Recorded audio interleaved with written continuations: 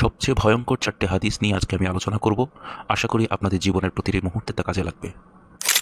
প্রথমেই যে হাদিসটি সম্পর্কে আমি বর্ণনা করতে চলেছি তা তিরমিজি শরীফের 2505 নম্বর হাদিস।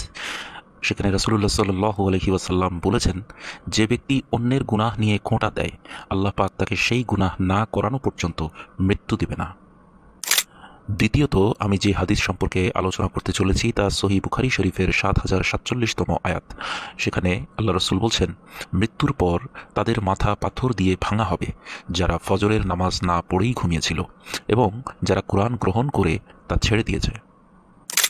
পবিত্র কোরআনের সূরা ইয়াসিনের 65 নম্বর আয়াতে স্বয়ং আল্লাহ তাআলা বলেন, তুমি ওই দিনকে ভয় করো যেদিন তোমার মুখে তালা লাগিয়ে দেয়া হবে আর তোমার হাত পা তোমার কৃতকর্মের সাক্ষী দেবে।